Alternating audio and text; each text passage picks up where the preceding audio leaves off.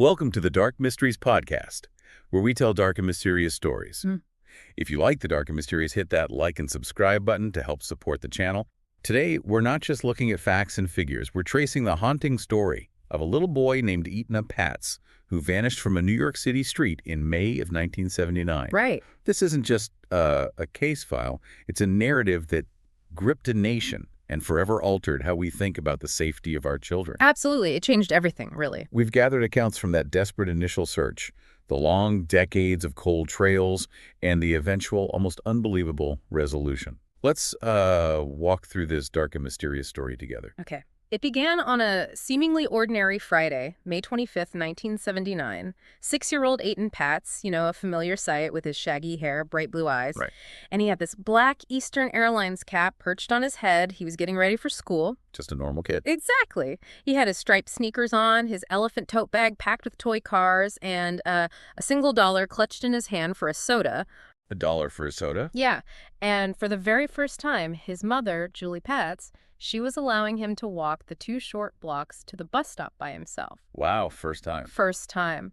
That small taste of independence became, well, the last moment she ever saw her son. You can almost picture that scene, can't you? The quiet morning street, a little boy heading off with that, newfound sense of freedom. To then imagine the gut-wrenching realization for Julie Patz when she learned he never arrived at school.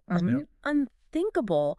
One of our sources describes her reaction as if the ground simply fell away beneath her. Yeah, I bet. And the response from the NYPD was immediate and immense. Oh, right? yeah. 100 officers descended on the Soho neighborhood. They brought in bloodhounds, helicopters were buzzing overhead. The whole 9 yards. Absolutely. And a meticulous door-to-door search began. And Etan's father, Stanley, who was a photographer. Right. The photos. Exactly. In the face of, unimaginable anguish, he started plastering photos of Etan everywhere, from the local DA's office to the glaring lights of Times Square. So that image of Etan became instantly recognizable. Instantly. What's fascinating, as the story unfolds, is how this very personal tragedy just spilled out into the public consciousness. That widespread image of Etan, distributed with such urgency, it tapped into a primal fear that resonates with every parent, Totally. And this is where the story takes a turn towards, well, a national phenomenon, the Missing Milk Carton Kids campaign. Ah, yes. The milk cartons. Etan's face became one of the first to appear on milk cartons across America. Okay, so picture this. You're sitting at your kitchen table, pouring milk for your cereal, and suddenly you're confronted with the face of a missing child. It seems almost surreal now. It does, looking back. But back then, it was a novel and, frankly, powerful way to try and reach every household in the country. It really was. Our sources highlight that while there were earlier, maybe smaller-scale efforts, it was Etan's case that truly propelled this tactic into the national spotlight. Right. It made the abstract fear of a child going missing feel terrifyingly real. And it fueled the growing anxieties around stranger danger. Were there others before him, I think you mentioned? Yeah, we have records mentioning a couple of boys who disappeared in Iowa before Etan, showing the idea was kind of brewing. But Etan's story just ignited it. Okay. But did it actually work? Did they find kids that way? Well, it raises an important point about the impact. While the sources do offer a glimmer of hope with the story of Bonnie Loman. Who was she? She actually recognized a picture of her younger self on a milk carton after being abducted years earlier. A rare success. Wow, that's incredible. It is. But the overall effectiveness in directly recovering children was, frankly, limited. So what did it do then? What these milk cartons undeniably did was create a constant sort of low-level hum of unease and awareness. It kept the faces of missing children in front of the public. A constant reminder. A persistent reminder of vulnerability. Yeah. And for the Patz family, that vulnerability became a devastating reality. The initial frantic search yielded nothing. Nothing. And the investigation stretched on, year after agonizing year. Our sources detail how leads, however faint, were followed across continents. Yeah, investigators traveled to the Middle East, Germany, even Switzerland. Imagine that. Yeah. Each trip likely bringing a mix of desperate hope and then just disappointment. Exactly. Then, around the year 2000, a new name surfaces. Jose Ramos. Okay, who was he? He was a convicted child molester with a connection to a former babysitter for the Patz family. So, a real lead. It seemed like it.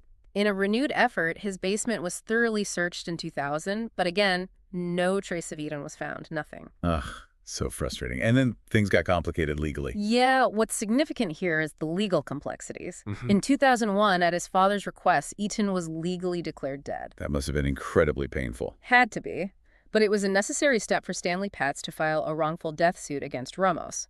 A civil action, you see, distinct from criminal charges. Right, to get some kind of accountability. Exactly, allowing the family to pursue a measure of it despite the lack of criminal prosecution at that time. And in 2004, Ramos was indeed found responsible in that civil case. But he never confessed or faced criminal trial for Etan. No. Crucially, he never confessed and was never tried criminally for Etan's disappearance. So the search just continued. And in 2012, another flicker of hope appeared with Othniel Miller. Who was he? Another suspect. A handyman who had done work near the Patz residence and had poured concrete shortly after Etan vanished. Concrete. Okay, so they thought maybe. They excavated, dug it up. Once more, turned up nothing conclusive. Man, another dead end. But, as our sources note, this renewed activity in the case, the digging, it reignited media attention. So people started talking about Etan again. Exactly, setting the stage for a really unexpected turn. Okay, this is where the narrative takes a truly dramatic shift, isn't it? It really does. Just weeks after that renewed media scrutiny, authorities received a call from Jose Lopez. And who's he? The brother-in-law of a man named Pedro Hernandez. Pedro Hernandez, okay. Back in 1979, Hernandez was an 18-year-old stock clerk working at a grocery store on Prince Street. Right near the Patz home. A mere 2 blocks away, yeah. Okay. What's chilling is that Hernandez had moved to New Jersey shortly after Etan disappeared. Huh. Convenient. And over the intervening decades, he had reportedly confessed to killing a child in New York to various people. What? To who? Members of his church group, friends, even his fiancée. You told people. Repeatedly, apparently. These weren't just whispers. They were repeated admissions of a dark secret. Wow. That pattern of confession. It's a crucial thread in this story. It suggests a long-held burden, a truth that Hernandez seemingly couldn't keep entirely to himself. So when the police finally talked to him... When detectives finally questioned him in 2012, Hernandez confessed. What did he say happened? He confessed to luring Etan into the basement of the grocery store with the false promise of a soda. Oh, God. Yeah. He admitted to choking the young boy, placing his body in a plastic bag, putting that bag inside a box, and then just discarding it like trash. Unbelievable. After 33 long years. There was finally an arrest in the disappearance of Etan Patz. But the confession wasn't the final chapter, was it? There was a trial. Right. And the defense argued that Hernandez suffered from significant mental health issues. Like what? Schizotypal personality disorder, a reported low IQ, around 70. They suggested his confession might be unreliable. The product of a troubled mind. Exactly. Or maybe coerced. They also raised questions about the police interrogation tactics and, maybe predictably, pointed back to Jose Ramos as a potential alternative suspect. So trying to create doubt. Standard defense, yeah. The first trial in 2015 actually ended in a hung jury. A deadlock. Why? One juror just wasn't convinced. It was a stark reminder of the complexities and uncertainties that still surrounded the case after all that time. Yeah, prosecuting a cold case based mostly on a confession. That's tough. It really underscores the immense challenges. No physical evidence, relying heavily on a decades-old confession. The legal system demands proof beyond a reasonable doubt. And the defense arguments about his mental state were probably compelling to some. They were, but the legal process allows for another attempt at justice. So there was a retrial. In 2017, a retrial commenced. This time. This time, the jury reached a verdict. On February 14th, 2017, Valentine's Day, Pedro Hernandez was found guilty of the murder and kidnapping of Etan Patz. Guilty. Finally, Manhattan District Attorney Cyrus R. Vance Jr. issued a statement acknowledging the decades of pain and the jury's decision. I remember seeing news about that. People left flowers. Yeah, it's a testament to the enduring impact of this story. Even after all that time, on the day of the verdict, people left flowers at the now-shuttered Prince Street store addressed to the Prince of Prince Street. Wow, Prince of Prince Street. That's quite something. A poignant reminder. Of the young life that was lost and never forgotten. Right. Yeah. So, looking beyond the courtroom, the story of Etan Patz has left this huge mark on how America addresses missing children, right? An indelible mark. While the image of a child on a milk carton is now largely a thing of the past. Yeah, you don't see those anymore. No. But Eaton's case was a direct catalyst for the creation of the National Center for Missing and Exploited Children, or NCMEC, in 1984. NCMEC, okay. That's huge. Huge. Furthermore, in 1983, President Reagan designated May 25th, the anniversary of Eaton's disappearance, as National Missing Children's Day. Turning that awful day into one of awareness. Exactly, a somber day transformed. And perhaps one of the most significant and lasting legacies is the AMBI alert system. Definitely.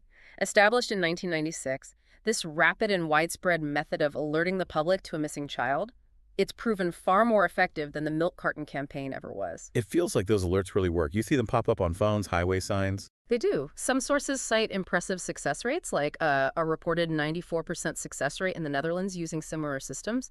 It's a direct result of the lessons learned and the urgent need highlighted by cases like Eaton's. So something good came out of this tragedy, in a way. In a way.